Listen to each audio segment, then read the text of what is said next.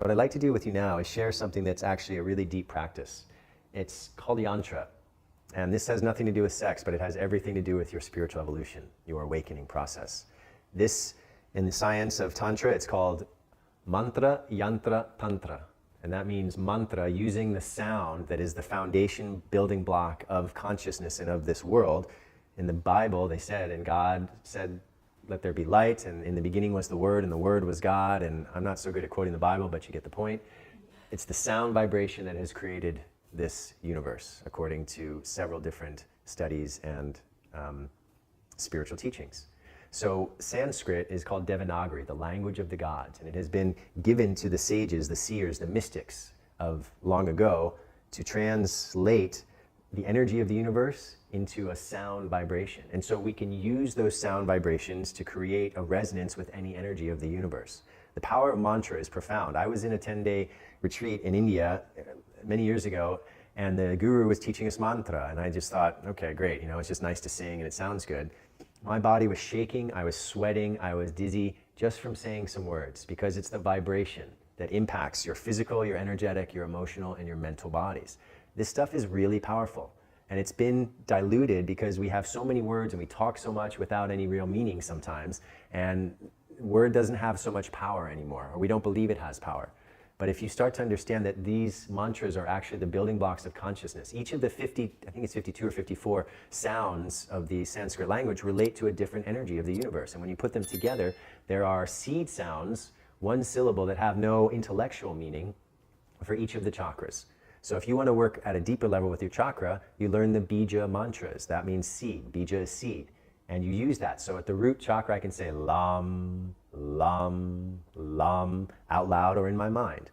And that creates a vibration that's in resonance with the root chakra. Each chakra has one of those syllables. The next one is vam, then ram, then ham, no, then, yeah. What? Ham. Then yam, no, sorry, yam, ham, yam, om, silence. So these mantras brought together with yantra, which is a geometric shape. Remember, all shapes have vibration. All sounds have vibration. This is a geometric representation of a specific energy of the universe. And when they use a tonoscope, which is a scientific technology to put sound vibration into form, when people chant Om, this is the form that comes up. And this was created long before that technology ever existed, long before. So the great mystics and yogis knew that this was the representation of Om. And what is Om? It's the fundamental building block of the universe. It's the word or the voice of God. It is the mother of all, and the father and mother of all mantras. It is the sound that the voice makes when you move sound through Aum. The mouth goes through all the possible movements of expression, from Aum, and then the tongue touching the roof of the mouth at the end to make And this sound is what they say is the sound of the universe, the hum. It's the sound of creation. And there's so many different things. It talks about Om as being the foundation of the 4 levels of consciousness. We have waking, we have dreaming, we have deep sleep without dreams, and then there's something beyond that, and that's the superconscious state. So Om encompasses all of those states of consciousness. So when we chant Om and we look at the mantra, we're putting ourselves into resonance with the foundation of consciousness. Now the beauty of this mantra is not only that, but you also get to, according to my understanding, my experience, and what the teachers say, it's a boon, it's a blessing for abundance, tremendous abundance, because now you're in resonance with the source of all things. Now you get abundance flowing into your life, not just material abundance, but spiritual abundance, meaning spiritual awakening. And I can say that working with this yantra has transformed so many things in my life. And all I can do is say it and present this to you. But I do this every day for at least 10, 15, 20 minutes. And what you do is called Trataka.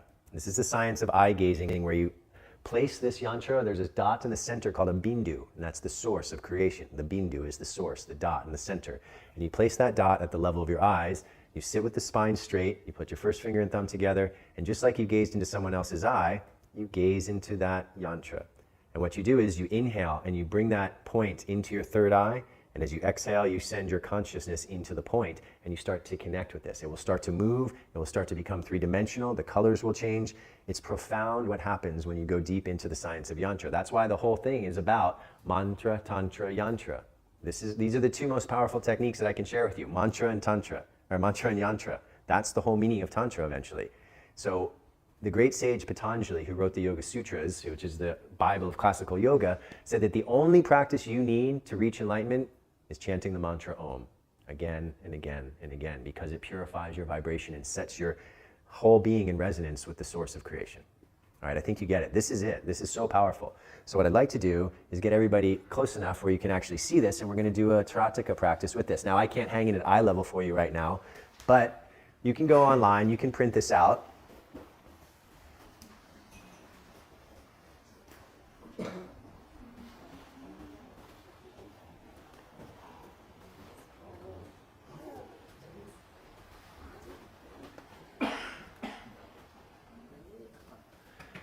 Thanks. That'd be best, yeah. Now there's a couple different ways to do this, and we're going to play with some of them right now. The first is just make sure your spine is straight, first finger and thumb together. Make sure you're comfortable and relaxed. The eyes are not straining, they're completely relaxed, but just like eye gazing in a human's eye, try to keep them open. If you blink, it's okay, but each time you blink, you cut the energy connection. So with practice, you are able to gaze, and the eyes will start to water, and then you don't have to blink anymore. But in the beginning, you blink a bit, and that's okay. Now, as you gaze at that, you inhale that dot into your third eye, just with your intention. And as you exhale, you send your consciousness into the center. As you exhale, gently lift your pelvic floor and send the energy up to your third eye and out your third eye to the dot. So as you exhale, gently pulse up your root chakra, your mula bandha, your root lock, and send the energy up through the spine to the third eye and out to that dot. And as you inhale, draw that yantra into your being through the third eye.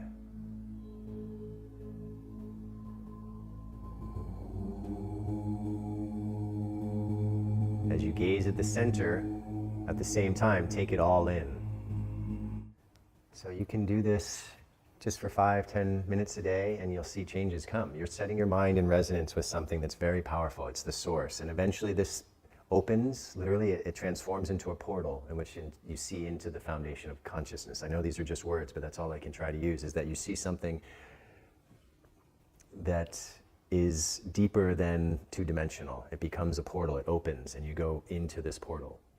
But that takes a little practice, a little bit of mental concentration. And as you do this meditation every day, you're strengthening your eyes, you're purifying and strengthening your mind, and you are gaining greater concentration and willpower. So there's a lot of reasons why to bring this into your daily practice. I'm just trying to give you as many tools as I can in this time I'm with you. And it's not just about physical tools, it's also about mental tools, because the mind is the gateway to the dimension beyond the mind. Once we get beyond the mind, then we can go into the heart, because it's the mind that's preventing us from living in unconditional love. So we need some training to balance the mind so that we can step into and receive the teachings of the heart. This is the real science, is going beyond the mind so that you can receive the unconditional love and live in that state beyond the mind.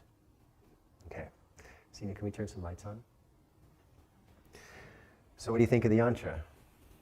I mean, maybe you don't see anything yet, but it will light up for you if you spend a little time with it. And guys, you don't have to just believe me. Go research online. This is called the Sri Yantra, S-R-I. You can look online about the Sri Yantra and get tons of information. It's the mother of all yantras. It's the source of abundance, physical and spiritual, and all the other things that I've said and much more.